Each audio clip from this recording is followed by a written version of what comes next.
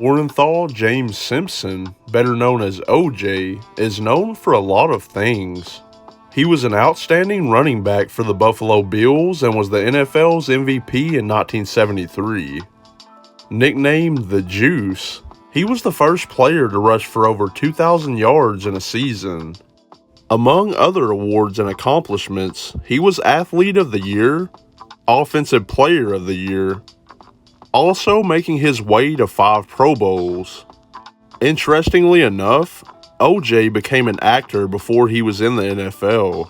While negotiating a contract with the Buffalo Bills, he was cast in the first episode of Medical Center.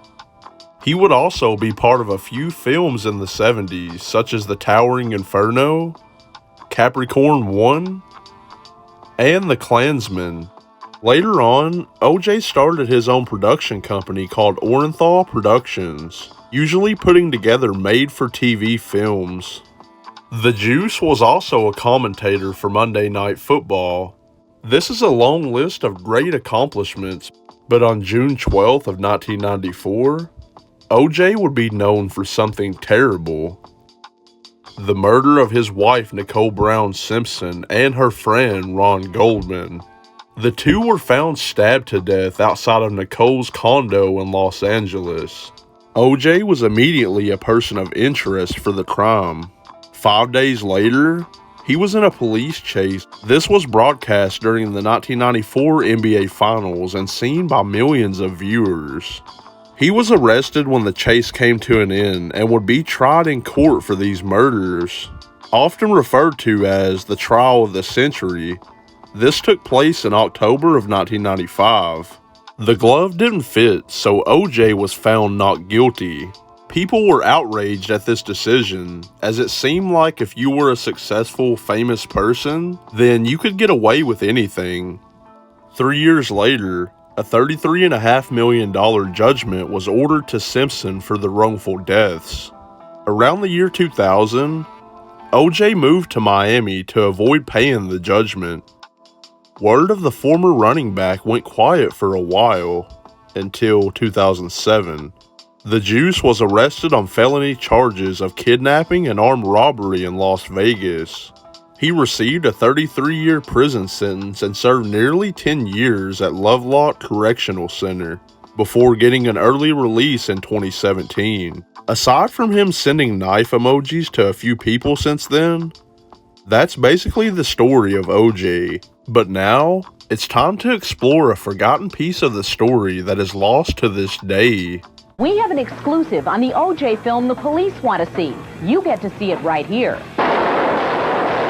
There's a fairly good chance that O.J. Simpson's biggest movie role will never see the light of day, except perhaps as a piece of evidence in open court. Now, Simpson plays the lead in Frogmen, a made-for-TV movie that promised to make him the next big action hero. Entertainment Tonight was there before O.J. Simpson's fortunes declined, and as you watch, keep in mind how O.J.'s life has dramatically changed.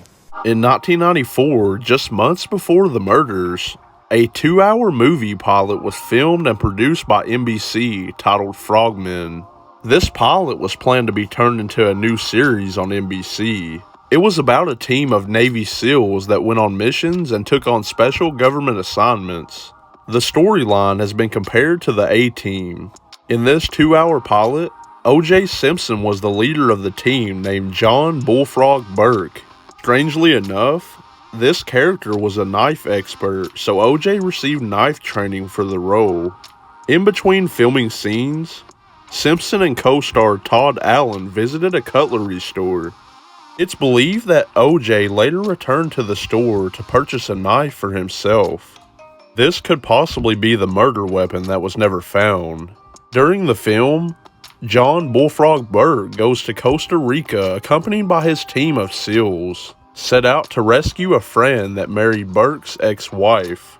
Many plot points in Frogmen are eerily similar to things that would happen to O.J. Simpson later that year. A screenshot of the movie exists that shows him holding a knife to a woman's throat.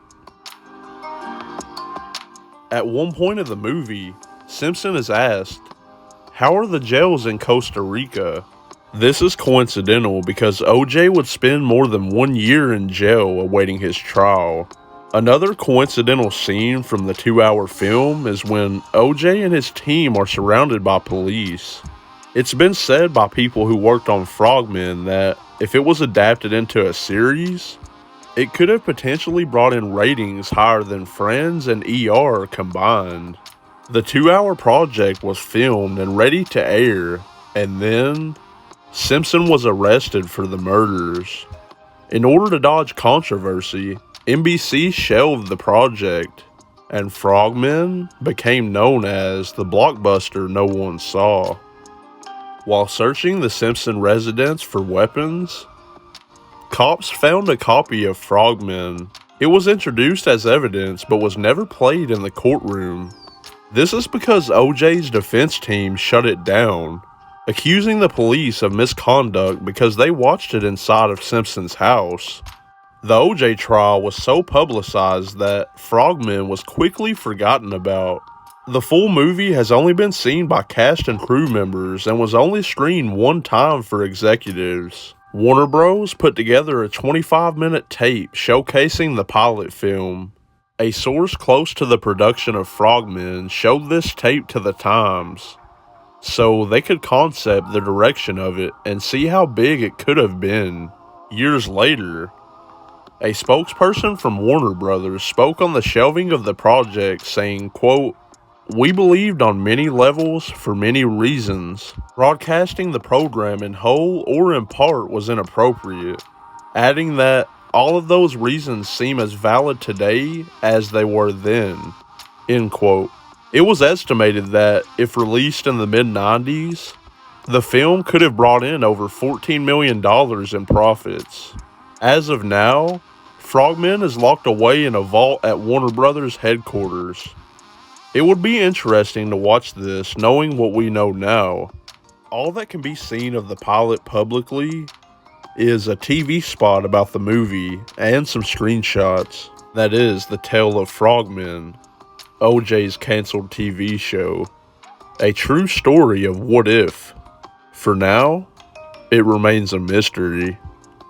What makes this so haunting is that this was a routine on-location shoot for Entertainment Tonight. And now you find yourself, and I'm sure everybody at home finds themselves, hanging on every word that he says. Exactly. And you do see the stark contrast.